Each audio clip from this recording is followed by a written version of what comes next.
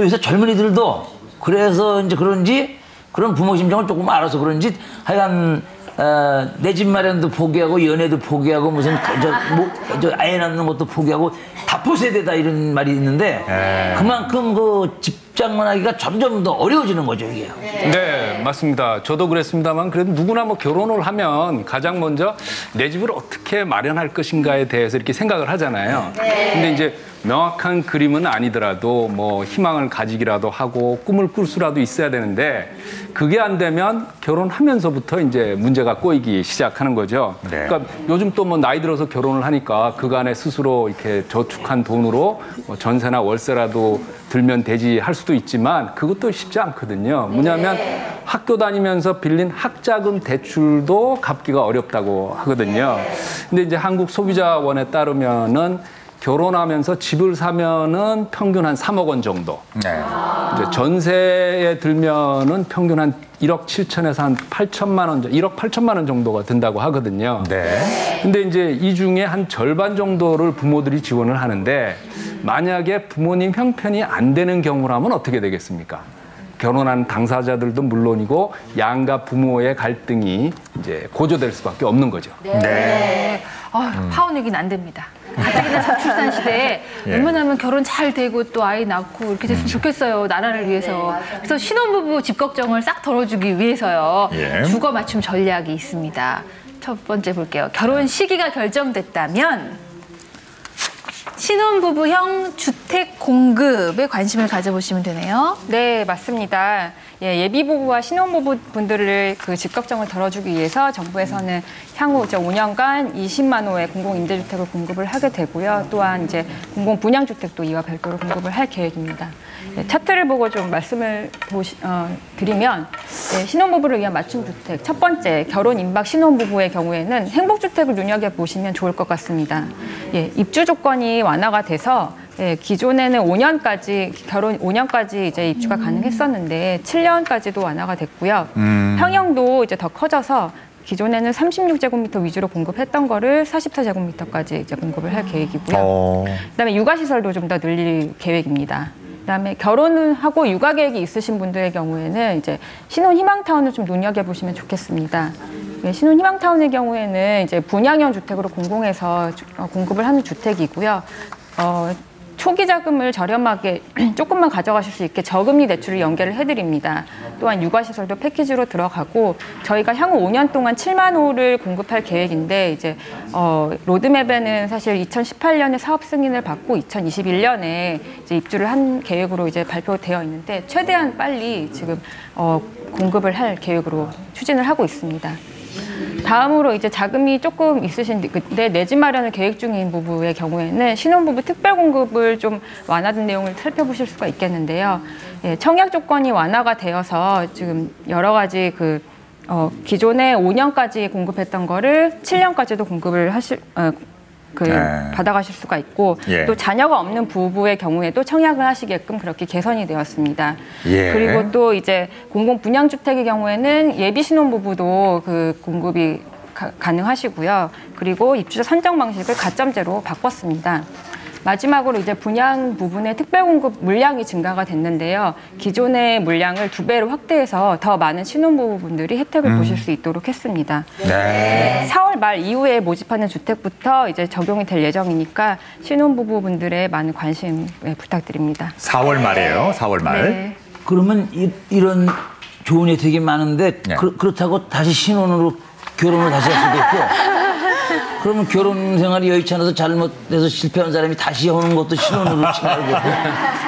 그리고 이게 하나 궁금한 게 기존의 임대주택하고 이 신혼부부형 주택하고 어떻게 틀린 거예요, 차이가? 네, 이제 제가 말씀드리자면 이제 신혼부부들에게는 이제 과거에는 임대형만 있었는데요. 이제 지금부터는 이제 신혼 희망타운 같은 이제 분양형까지도 공급이 되고 있고요. 이제 가장 큰 특징은 2가지라고 볼 수가 있겠습니다. 이제 첫 번째는 사실은 그 맞벌이 신혼부부들에게 가장 중요한 것은 바로 자녀 출산으로 인한 가정 양립 문제죠. 사실 육아 문제가 가장 큰 부분인데요. 이번에 이제 공급되는 신혼부부 주택은 이런 점을 최대한 배려를 했습니다. 그래서 이제 그 단지 내 국공이집, 어린이집이라든지 뭐 각종 육아, 나눔 공간 뭐 이런 여러 가지 시설들이 공급이 돼서 보육, 또 육아, 교육, 특화 서비스가 이제 패키지로 함께 공급이 된다는 점이 가장 큰 특징이고요. 이제 두 번째로는 이제 사실 자녀 출산하고 성장에 따라서 사실 집도 좀 변해줘야 되는데 지금까지는 사실 벽을 마음대로 옮길 수는 없었지 않습니까? 근데 이제는 가변형 벽체라는 것이 개발돼서 접목될 예정인데요. 예를 들자면은 이제 뭐 처제나 뭐 어떤 다른 취미 공간으로 어떤 방을 썼지만 자녀가 출산하게 되면 좀 거실에서 마음껏 뛰어놀 수 있게 이 공간을 줄이고 뭐 거실을 넓힌다거나 또 자녀가 또 취약을 하게 되면 또 그 방을 자녀 독립방으로 쓴다고 이런 형태의 평면들이 조금 도입이 될 것 같고요. 아마 이런 소식을 듣게 되면 아직 이제 자녀가 없으신 이제 신혼부부들은 향후에 이제 출산 계획에도 굉장히 좀 긍정적인 영향을 미칠 수 있을 것이라고 기대합니다. 네. 일단 아이를 낳으면 생활 패턴이 많이 바뀌기 때문에 육아 관련된 것들이 더 보강됐다는 게 참 희소식인 것 같아요. 네. 저도 작년까지는 7년이었는데 결혼 7년이면 신혼부부로 인정해준다는데. 신혼이셨네요. 네. 그러니까요. 예. 7년까지 혜택을 받을 수 있다는 거 기억하세요? 다음 볼게요. 주거 비용이 부족할 경우 신혼부부들에게 이런 도움이 있습니다. 신혼부부 전용 대출 도입. 네, 어떤 내용인가요? 네, 두 가지가 있는데요. 주택을 구입하실 때하고 그다음에 전세를 구하실 때입니다. 예, 먼저 이제 주택을 구하실 때는 신혼부부 전용 디딤돌 대출이 있겠습니다. 네. 네. 2018년 1월 29일에 출시가 되었고요. 예. 예, 부부 합산 연소득이 7천만 원 이하인 자에게 생애 최초로 주택을 구입하는 경우에 자금을 지원을 해드리고요. 기존의 예. 디딤돌 대출에 우대금리를 최대한 더해서 2억 원 한도까지 지원을 해드리고 있고 이제 금리는 최저 연 1.7%부터. 예. 1.7%. 네. 싸다.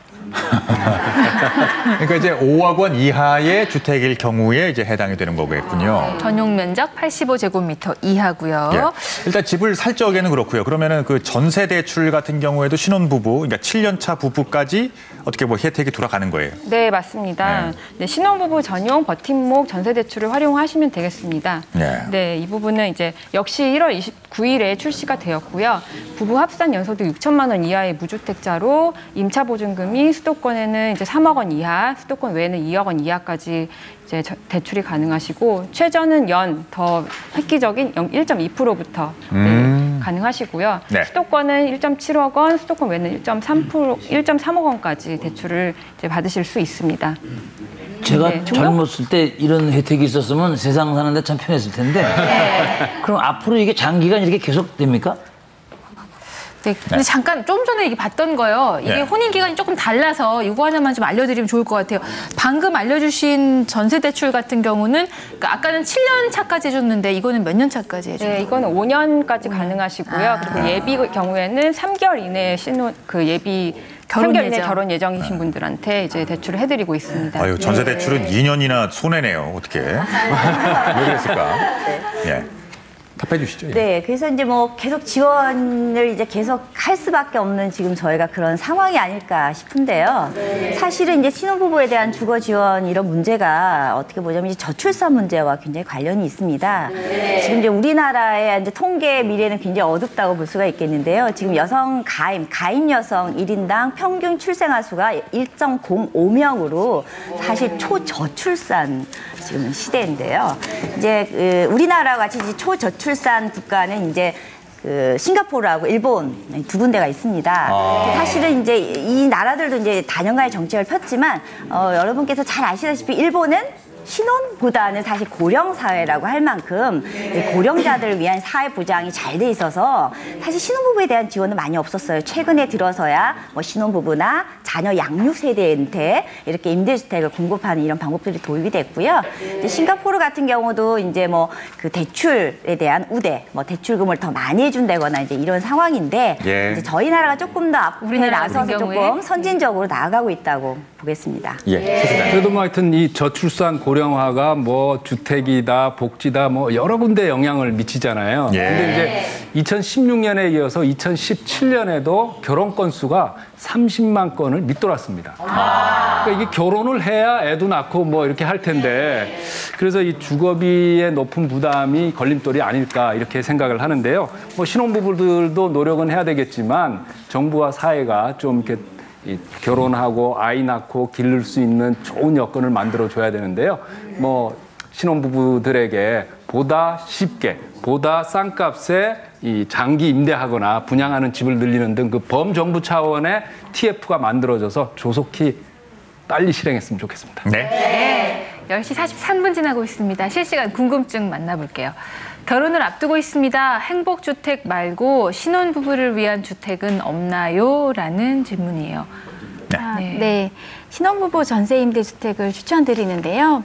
LH는 지난 2월 28일 전국 6,500호의 신혼부부 전세임대주택 입주자 모집 공고를 하였고 신청 기간이 이번 주 금요일 3월 30일까지이니 서둘러 LH 청약센터에 신청해 보시길 바랍니다. 예, 신혼부부 전세 임대주택을 권해드린다고요? 네. 자, 다음 질문 볼게요. 자, 전세 임대주택의 신청 자격은 그럼 어떻습니까? 네, 신청 자격을 말씀드리면 입주자 모집 공고를 기준으로 무주택인 신혼부부이시면 신청이 가능한데요. 네. 1순위는 혼인기간 7년 이내에 자녀가 있으신 신혼부부가 해당되시고 2순위는 혼인기간 7년 이내에 그 자녀가 없는 신혼부부 또는 예비 신혼부부가 해당이 되십니다. 예, 알겠습니다.